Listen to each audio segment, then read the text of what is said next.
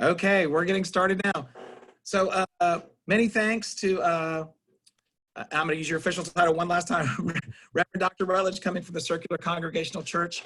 We are finishing 3 weeks of looking at how the three Abrahamic religions have endured COVID-19 and all or either have had or enduring high holidays right now. Our first presentation was from Rosenbaum from Synagogue Emanu-El, talking about Passover. And last week we had Dr. Ghazala Javed, a representative from the Central Mosque of Charleston.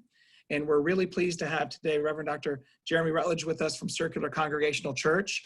I think in our correspondence, I mentioned that we did a tours downtown last year, and we went through your wonderful grounds, but we're glad to finally meet you and appreciate your being with us today. And I'm going to turn it over to you now. So many, many thanks. Great. Oh, thank you. Well, I'm really glad to be with everyone. And I think, like a lot of us, I might just start by saying, I wish we could all be together in person, and we're making the best use of our technology to connect. But had it been possible, I know you've seen the churchyard and the historic graveyard, but I would love to show you around one day when it might work. The inside of the sanctuary, and you get a feel for the place and the long history of it. So I'm Jeremy. I'm the pastor at Circular Congregational Church downtown, and you know where it is. You've been there before, but our church has been meeting continuously on that site since 1681. So 349 years, a long time. The building that you saw is the third building, but we've been meeting there continuously. So it has a real sense of, there's a really strong sense of place when we go there every week. And we feel like we're part of a very long and old story. There's a sense of all those who have gone before us. And it makes people feel, I think, really good to go to that place and to be there where so many others have been. Excuse me. So the church has been meeting there that whole time. I have been the pastor for 8 years, which in the time of the church is a short time, but we may come to this, but we also think the church has been there so long, and there have been fires and earthquakes and wars and hurricanes and so many things. We tend to look at this pandemic, this virus, as one more thing, which is not to minimize it, but I think there's a sense that this is a very difficult time, but we have also been through very difficult times before. And in every generation, we've figured out how to respond and how to be a community and how to take care of each other. And I think a lot of people at the church feel like that. Given the long history, we will figure out how to get through this as well. So that's a little bit of some background on the church. I think, and Jason, maybe you could guide me as well. There were many questions, and so I want to get to a few of them. And I also want to leave lots of time, if possible, for your own questions, so that whatever we're talking about is helpful to you and interesting and is worth doing, is worth our time. I'm grateful for everyone logging in this way. One thing that's interesting about Circular, I thought I might speak just briefly about who we are and where we're coming from, and then a little bit about how are we trying to be church in this moment, and especially going through one of the biggest and most important seasons of our church year, and then just see what you would like to talk about or ask about. But the quick answer to who we are and where we're coming from, the church in its founding was, this is actually very interesting. South Carolina was an Anglican colony, so it had an official church, and that was the Anglican Church. We were not Anglicans. So we were Congregationalists. Many of us were from New England at the time. And so those folks were not Anglicans. They wanted to have their own place. But since there was a state church, they were not allowed to be called a church. So when we were founded, we were called the Meeting House. And we were Congregationalists from New England and Presbyterians and Huguenots and Baptists and many others. We were kind of everybody who wasn't Anglican. And I think that's really interesting because that was part of the church's DNA, was this idea that if you don't fit with the state program or with the official program, you can just come here.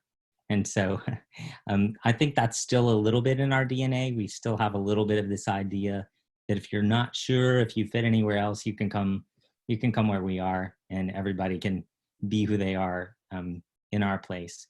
And I like telling that story because it tells you a little bit about who we are.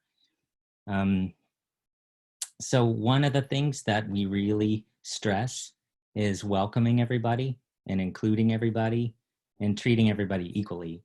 And so we're very intentional about treating men and women the same in our church, or treating people of different ages the same. So we try to involve our youth and children in significant ways.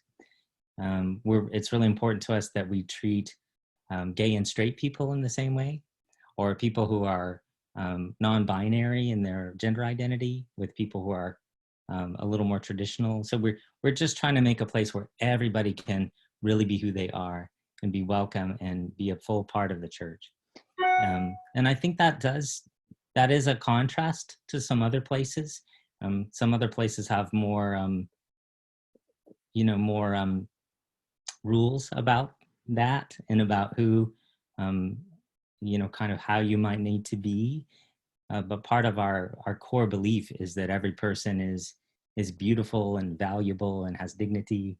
And so we want to celebrate that. And that's one thing about who we are, I think, as a church that's really important to us. There are so many things I could say about where we're coming from, but let me just say one more about our ancestors. The people who founded Circular Church, so those Congregationalists from New England, were related to like the old Puritans. So there were a lot of English people and Scottish people, and they were, original European colonists here. And so we've kind of evolved from them. Our ethics and the way we do things are significantly different than the way they did things in the 17th century. But we understand that to be part of an evolving religious tradition, an evolving understanding of our faith tradition that matches with the times we live in and what we've learned from science and things like that. So we kind of see we're members of a tradition, but we've also grown and changed over the years. So that's a little bit about where we're coming from. And with regard to the other question about Easter, and for us, there's Holy Week, so there's a whole week full of services that are very large, usually leading up to Easter. And I can kind of give you a hint about that. So usually on a regular Sunday, we have 2 services, and we would have about 300 people, maybe 350 people on a regular Sunday. And on Easter, we would have 800 or 900 people. So everybody you've ever met will show up or bring their family, or, people culturally are looking for a church to go to on Easter. So we expect just big crowds, and there's lots of good energy, and it's very rich that time. Since you've been to the churchyard, you'll also appreciate this story. The church has an Easter egg hunt every year, and during which time the older youth, like high school age, hide Easter eggs all over the churchyard, like behind the graves and in the trees and in the bushes and everywhere. And then the younger kids go looking for them. And it's actually a beautiful symbol of new life, even in a graveyard, which kind of mimics the Easter story. It's kind of a beautiful celebration of the circle of life and death, and it makes us feel like springtime, everything's in bloom, and all the kids are looking for Easter eggs. So there's some things that we do that really relate to the place. You can't really have something like that on Zoom. so there was, I'll start by saying there was some real sadness, that we couldn't meet together and do the things, have the big choir and have the Easter egg search and everyone hug everybody and greet each other, all that warmth and community. But we also really understood that this virus is very dangerous, and a lot of us are vulnerable to it, a lot of our church members, and we really wouldn't ever want to hurt each other. And so it was always very clear to us, we can't meet in person yet because it would cause harm, and we can't do that. So we try to remind ourselves regularly that what we're doing, even though it's hard, is an expression of our care for each other and for our neighbors, because it's just so easy to pass this virus. Even some of us may not know we have it. We could pass it and really cause a lot of harm. So that left us with this dilemma. After almost 3.5 centuries of meeting in person, we needed to figure out something else to do right away. And so about 7 weeks ago, 6 or 7 weeks ago, we had our first, we didn't know what we were doing at all. We just started to film our little pieces on like our iPhones. It was really pretty rough. We decided to do this like on a Thursday, and church was on Sunday, and took a whole day to upload everything because we don't know, we're all novices at this. So we very quickly started to put that together. People filmed themselves singing songs and saying prayers and doing all the kinds of things we would try to do in church. And we put that all up on YouTube. That was the first one. It's pretty rough, like I say. And it's got better over the last many weeks. We're starting to get pretty good at it.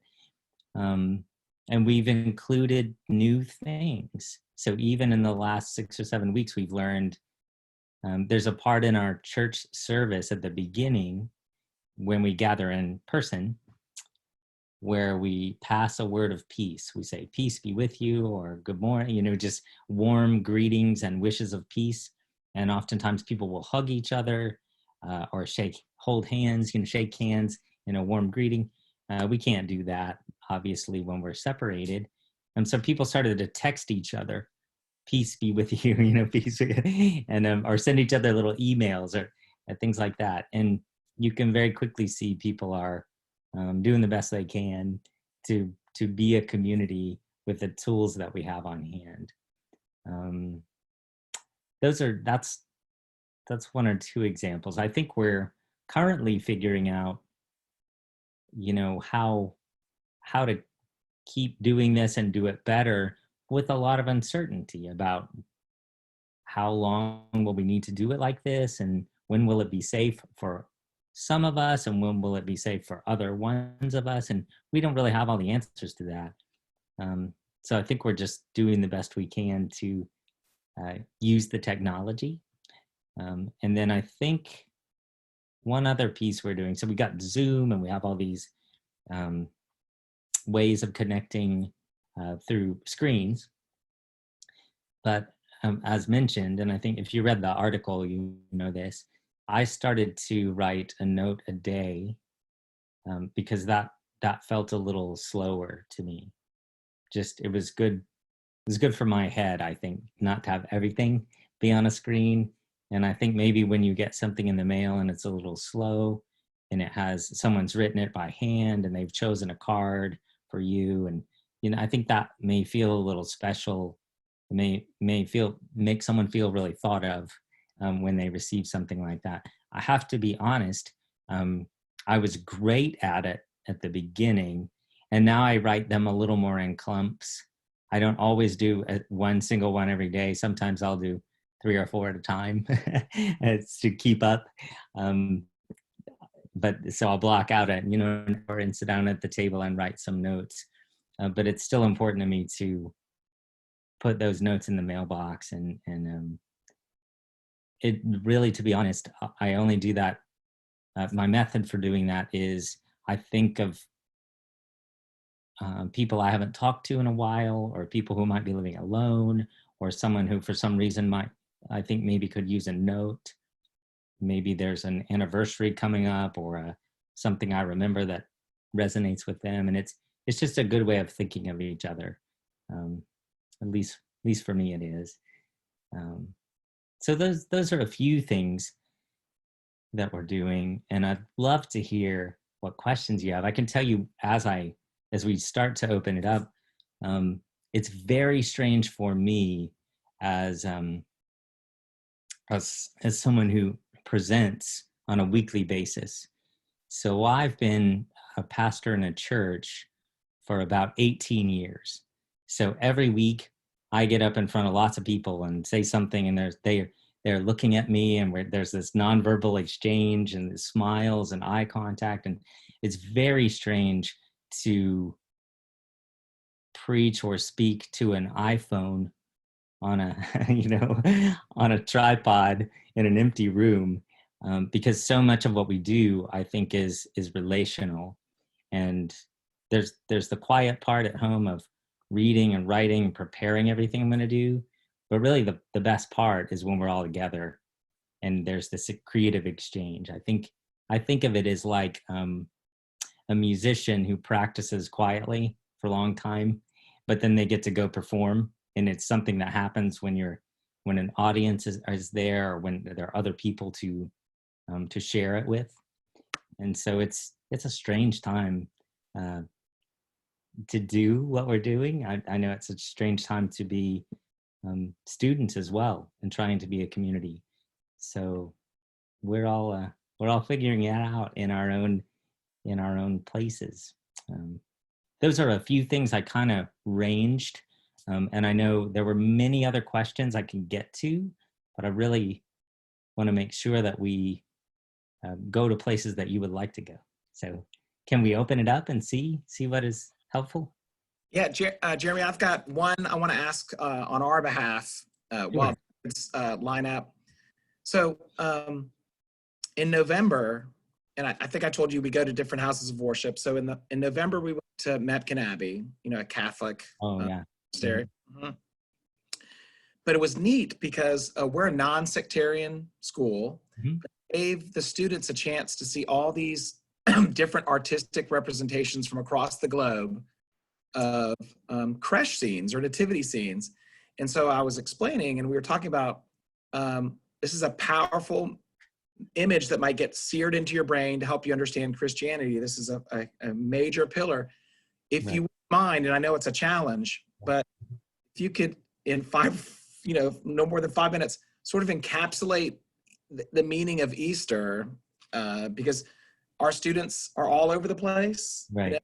And we've sort of gotten the story of Passover and Ramadan. It would be nice. And then that we could segue right into questions. But if you wouldn't mind encapsulating Easter, that would be just wonderful. Thank you. Sure. I'll do my best. It's always fun. Encapsulate Easter in 5 minutes. My only disclaimer is that there are many different interpretations of Easter. And so I'll offer you where we're coming from, and with great respect for wherever you're coming from, which is also lovely. So, so for our church, Easter in Christianity has always been like the pinnacle of the church year. Well, the two things would be probably Christmas, which celebrate the birth of Jesus, and then Easter, which talk about the story of the death of Jesus, and then his appearance to followers after his death. This is very interesting because the earliest of the stories in the Bible, the earliest of the Gospels, is the Gospel of Mark. It's the oldest one, and it was written down a generation or more after Jesus died. So his followers were telling these stories, and then finally they wrote them down. The earliest of the Gospels, Jesus doesn't really appear in the original ending of Mark. There's a reason I'm telling you this. So in the earliest gospel, Jesus dies and his followers gather and they remember him, and that's the end of the story. And then they become the church who remembers him and carries the story forward. The later gospels, as people continue to tell the story and then write it down, contain appearances of Jesus, who appears to his followers on the road ahead, and sometimes when they're breaking bread together.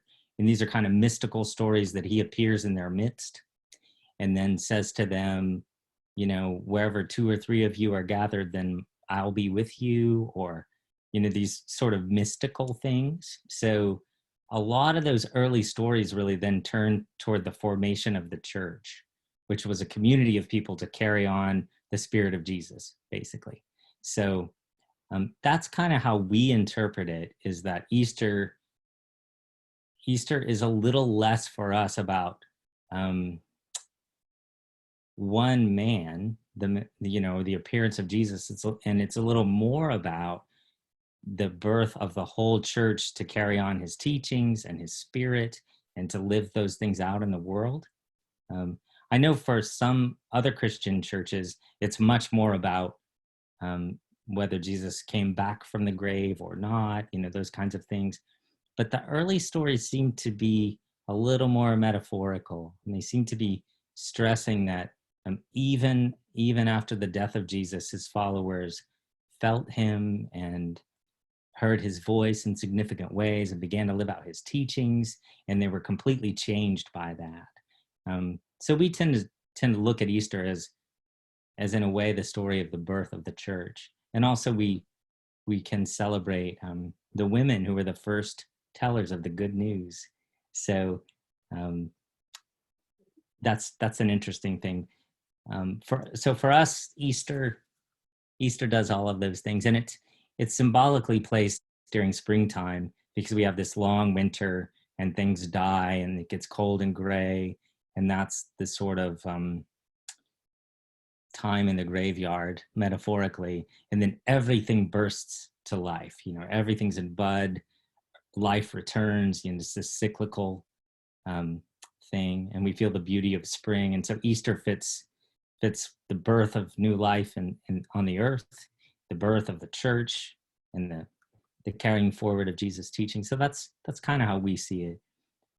I hope that's helpful and not too much, but that's how we interpret Easter and why it means so much to us.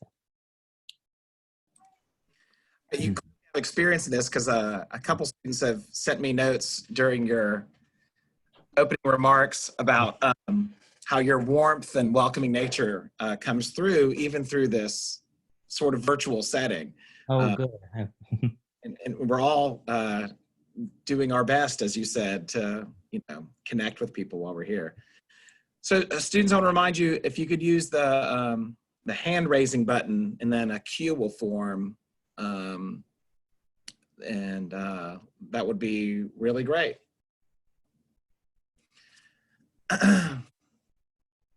All right, and we've got time for this. So if you've got something you've been meaning to connect to one of the earlier presentations, or if you have any type of question for Jeremy, that would be great.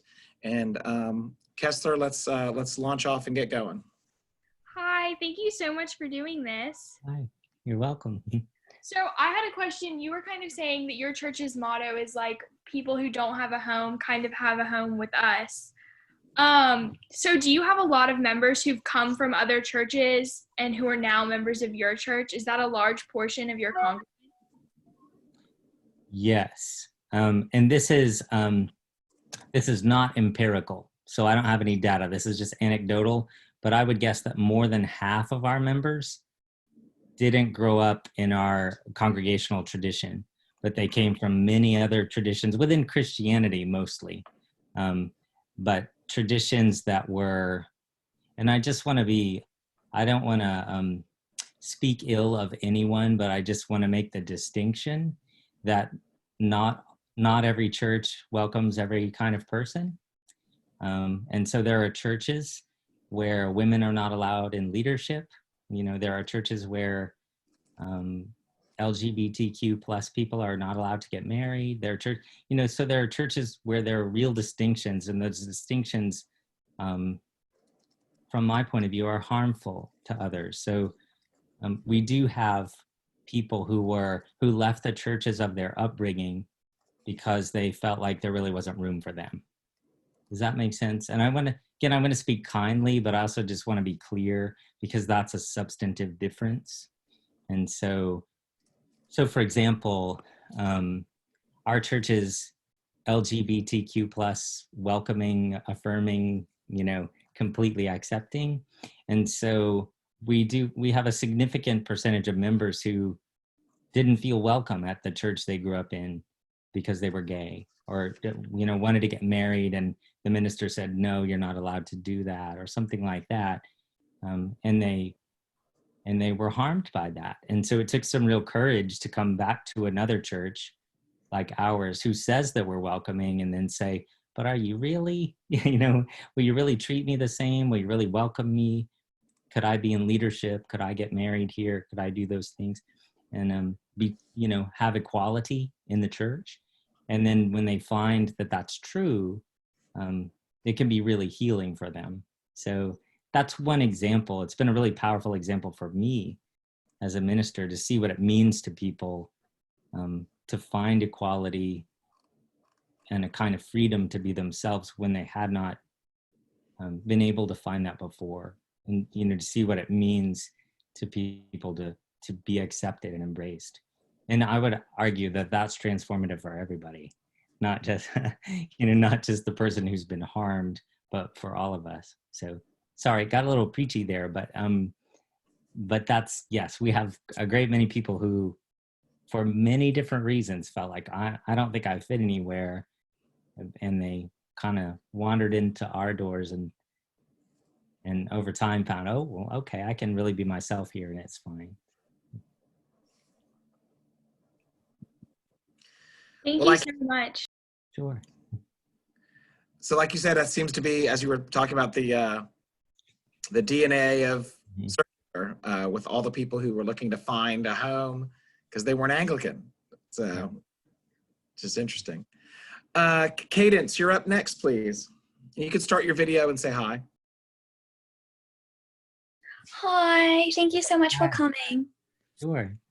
I was just curious if you have gained or lost members from your church over this time, because since it's a hard time, people might be looking for religion, but also it's a hard time, so people might be focusing on other things. Right. That's a great question. And I don't really know the answer yet. So because what we get these, unusual data points, usually you would go to church and you just know, you can tell how many people are there, or every few weeks you can tell if you didn't see somebody and you want to make sure they're all right, or, so we're doing this in different ways. So now we have different metrics or different data points, I guess, like YouTube views. So lots of people are watching the service on YouTube, more, we think, than would typically attend in person. So that's interesting, and we didn't really see that coming. And we've been getting some notes from people far away who feel like that there's no place around them that's open-minded or something that they're looking for, and so they can tune in. So the first Sunday we did this, we got a note from South Dakota, from someone nobody knew, just thanking us for this service. That was kind of surprising and delightful. So we're reaching some people, I think, that that find what we're doing really helpful. I think that other part of your question that we really don't know is, will people come back? When we start to meet in person,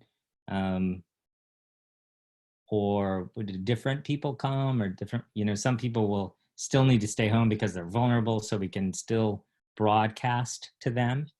But what is it? I think the church is changing right now in ways that we don't completely understand. And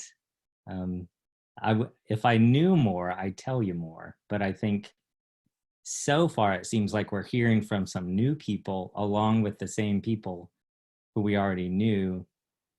Whether people drift away over time is a different question. So I don't completely know the answer. So far, people seem to be sticking around, but it's only been less than 2 months. So, if we do this for a long period of time, that's a really interesting question too. Awesome, thank you so much. Jeremy, one thing that came up in our first week with Rabbi Rosenbaum, similar to the question Cadence asked, which brought out the discussion of metrics, was they talked about how they were keeping their some staff on still, but impacting financial support for the synagogue, and a lot of stories have been written about how certain houses of worship have struggled in this new reality, and certain members of certain congregations, maybe they're not tech savvy or have iPhones or iPads and stuff like that. And didn't know if that was something that you could speak to, or lessons you all have learned about that. Yeah.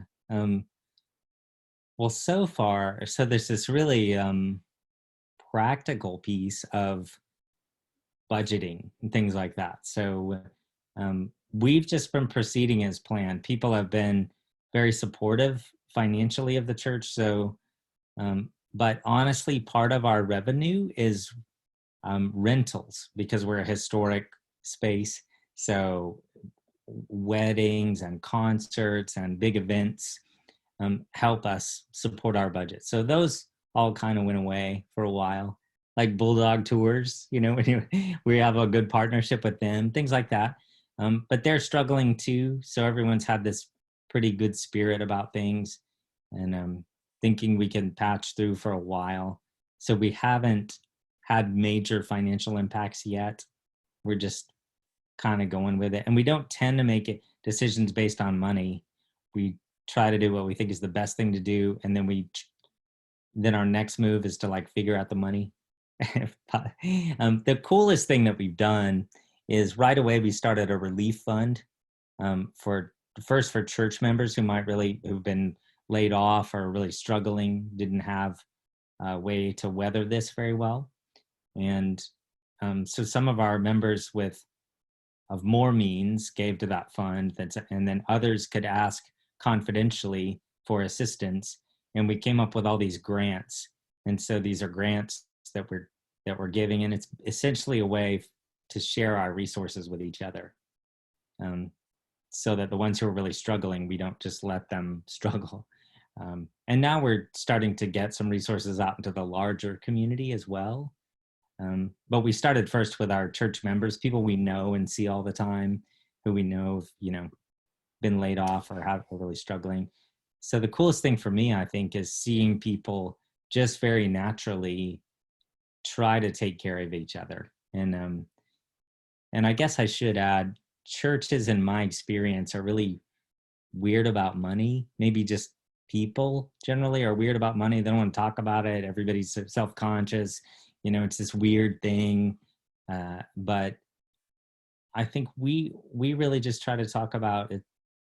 We keep most of those things confidential, so no one feels self-conscious, but money is just a resource. And if we can put it to practical use, then well done. If someone is struggling and they need help with food, we can direct resources that way. It's just a means to an end. And if we can help it do that, I think it's a little countercultural not to put money at the top of your list of things, but we're trying to put each other at the top, and then move the money around as much as we can. So I hope that makes sense.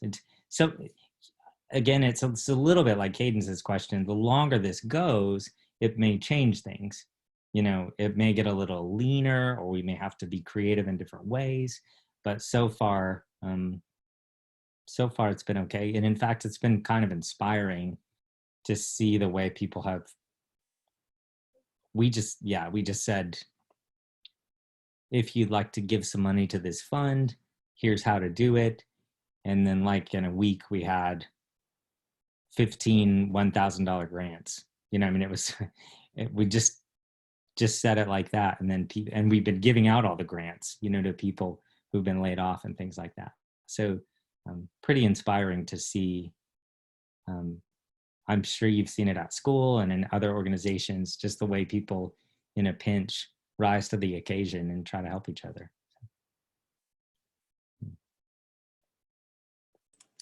Thank you for that. All right, Davis, you want to turn on your video and ask your question? It's your turn. if you have to, like, if you had to, for some reason, not be able to use are you using the church to preach, or are you going home and preaching? Oh, that's a great question. So I am not using the church to preach because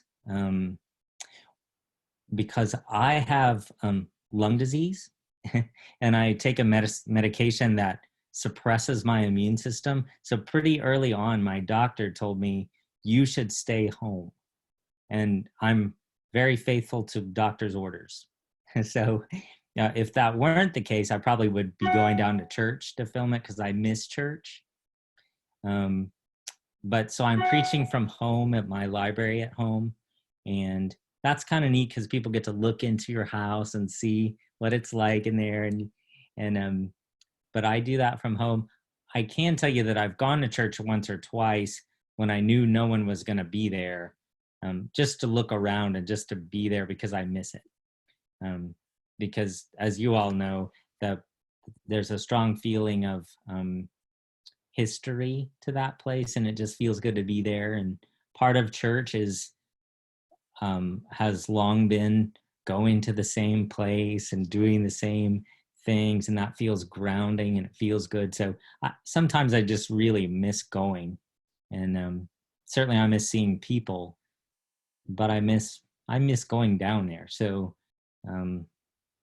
now that there's a lot more people downtown walking around, I may not be able to go as much because I still have to be really careful based on what my doctor told me. So that's a long answer to your question, but I'm preaching from home. That there are some things that happen every week in the church, though. A lot of our musicians who play instruments will go into the sanctuary and play them, so that on our videos each week, people will see me and the other worship leaders in their homes, or like in the back garden, or like this week I was by the fence because it's covered in jasmine. It's really pretty at our house. But then they'll also see, like someone playing the oboe in the sanctuary, or someone playing the piano by stained glass windows, and that makes them feel good too. So. Thank you. Sure. Oh, these questions have been very nice. So what do we got? You can just raise your hand. Any other questions for Jeremy? These have all been very good. Kessler, you up? Sorry, I have another question. Great. So for Christianity, the trend is that the younger generations have been kind of straying away from organized religion, and it's been really hard to involve them in church. And you talked about your youth being really important. So like, do you guys integrate the youth into everything? Do you have unique youth programs to kind of keep younger people coming back to church and straying away from the trend? Yeah. And that, I'm so glad you asked that. We do have a youth group, and we have youth activities, that are youth specific, but we also try to involve youth in our worship service in different ways, and also in our decision making on our church governing board and in other ways. So we want to be really multi-generational, which doesn't mean just like asking youth to do something so we can look at them do it and all feel good about that, but really asking youth, what are you thinking about? What are your concerns? What makes sense to you? Part of that is last year, we started a climate change working group, which was really inspired by Greta Thunberg and by Fridays for Future and by what our youngest members were telling us. This is urgent. We've been environmentally conscious for a while at church, but we built this into the working rhythm. So every month we have climate working group that talks about our footprint and how we're reducing our footprint and what we're going to do, what other things we're going to do. At the moment, we're doing really well there because our footprint's very low because everyone's staying home. But this was really part of conversation with our youth about what should we be, what do we need to be doing to be living meaningfully and well during a time like this? and it's really responding to the climate crisis for us is at the very top. Having said all that, you're exactly right. The trend is that younger people are not coming to church because it's not always very relevant. And I'm hoping that for the young people who are coming to our church, it's relevant, not because it's telling people what to think or what to do, but it's relevant because it's binding them in community. It's helping ground them through the different seasons of life. And it's helping them join with others to work for meaningful change. So we do a lot of work, environmental work, but also work with other congregations for justice and for equality. And I think those things are helpful. I know that apart from our climate working group, like we have a church float in the Pride Parade, and lots of young people come to that. Actually, people of every age. But when we're doing, I think when we're doing things that are really relevant,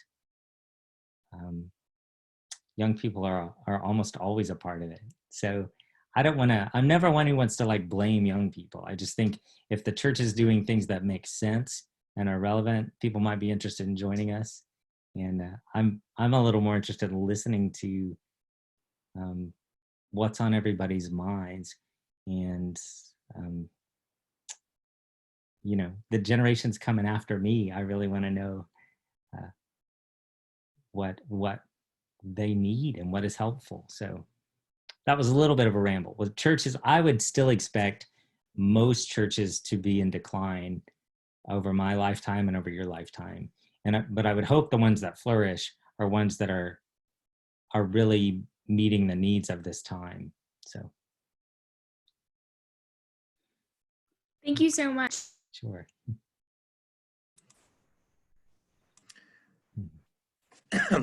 We have some time for a few more.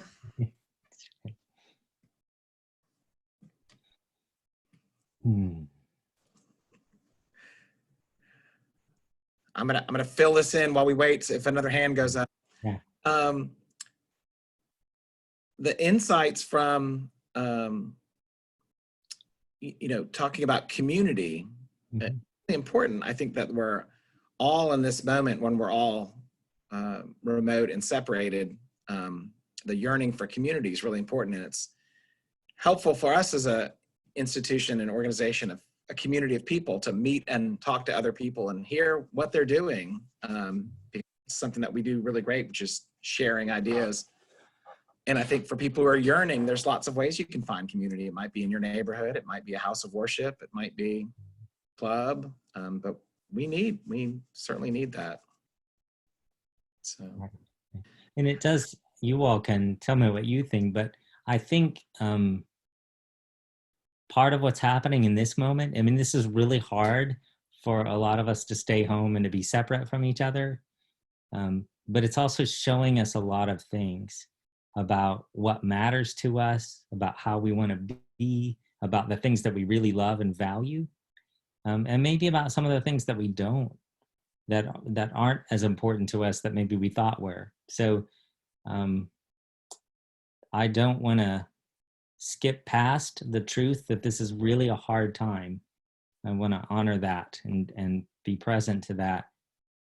And at the same time, I hope that we can all learn during this time and kind of ask those questions. What's really important to us, and who do we really want to be? And I'm learning a lot during this time about what matters most to me, and some very ordinary things that I probably took for granted that now I long for. So it's not only bad, I suppose. There's still a lot to learn. I guess my hope would be that when we begin to go back to whatever's normal, that we would carry some of the lessons with us. So. All right, Cadence, you're up. Hi, so I have another question. Oh, great. I was just curious, like how open are you to just letting people come and try out like your services and like just looking at it to experience it?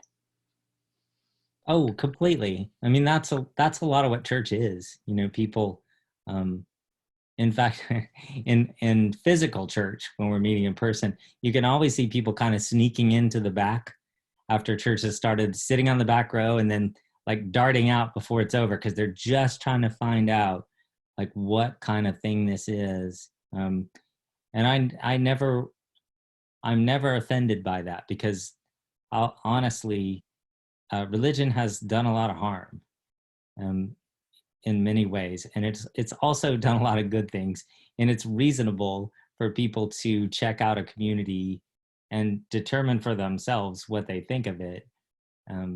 That seems even thoughtful to me. So yeah, we're totally open. And now that we're putting things on YouTube, we're even more open than we used to be. You used to have to come down to the church and kind of sneak in, or maybe listen to a podcast. Before the pandemic, our podcasts were just audio podcasts. Now I don't think we'll ever have those again. I think they'll all be video. But now they're on YouTube, so it's very easy to just see what we're up to. So yeah. Cool, thank you. Sure.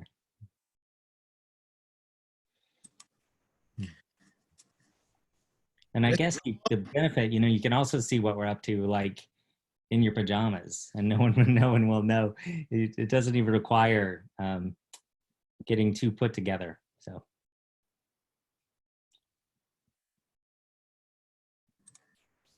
Ms. Duvall, did you have a question? I thought your hand might have gone up and down a couple times. Yes, I do. Let me see. Let me share my video. I'm sorry. Thank you, Mr. Sure. Jeremy, for being with us. We really appreciate it. My question was, do you have Latin community or Latin people coming into your church? That is so amazing to spread the word, Right.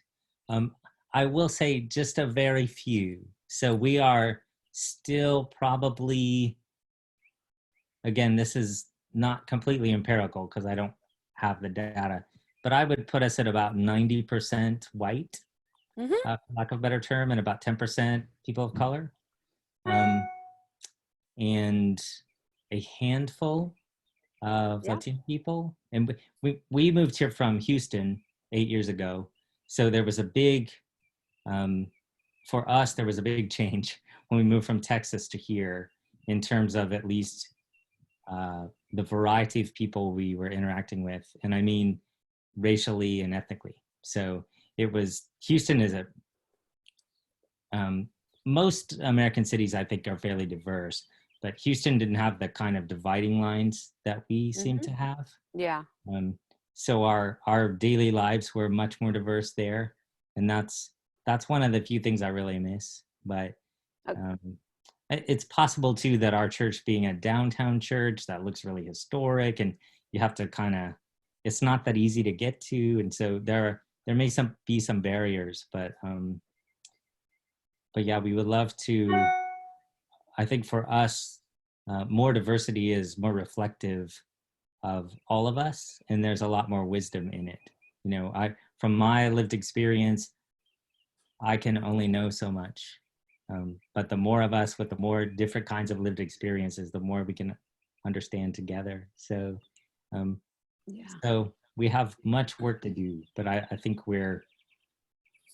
this is a little bit sad, but to say that we're 90% white is an improvement from like where we were like 20 years ago. So slow progress, but I hope still progress, so we can keep going. No, awesome. And everything that you said, it was awesome. And it's good for us, the Latin community, to know. So they know that it's, your church in downtown. We'll spread the word. Do not worry. It's a beautiful church. Oh, thank you. I should just tell you for fun, my father was raised in San Antonio, and he was bilingual, and his father his nickname was Pablo. His name was Paul, but he grew up being called. And so I have the comfort food for me is often Texas, is often multicultural. It's not, I love the low country food, but it's still, there's something, when we go back to Texas, there's something else going on. And and it was a lovely place to be. So Well, thank you for being here. Thank you. I'm glad to. Yeah.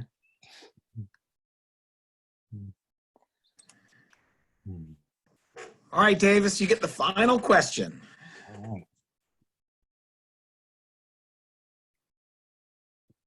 Where did you live in Texas? Oh, we lived in Houston, so which is a big city on the Gulf Coast. And the funny thing is, Davis, when we moved to South Carolina, people here said, "Oh, it's going to be really hot," and we thought, no, not really. Houston is very, very hot, and it also has like magnolia trees and live oaks and azalea bushes. So it's very similar in terms of its climate. It's also just a very, very big city. And one other thing I will tell you about Houston that is really cool, if you ever pass through there, it is a city that does not have a majority group, majority racial or ethnic group. So there's everybody there, and nobody is a majority, and it's really very beautiful for that reason. So, so if I don't know, if you ever go through Houston, it's a very, very interesting place. I think we might have more than once because I used to live in Dallas. Oh yeah, no kidding. Texas. Okay, which part of Dallas? Do you know? I lived. Mom, Dad, which part of Dallas did we live in? South Lake. Oh yeah, I know where that is. I have many friends in Dallas, so cool. Well, it's a small world, I think. So I'm glad to meet you this way.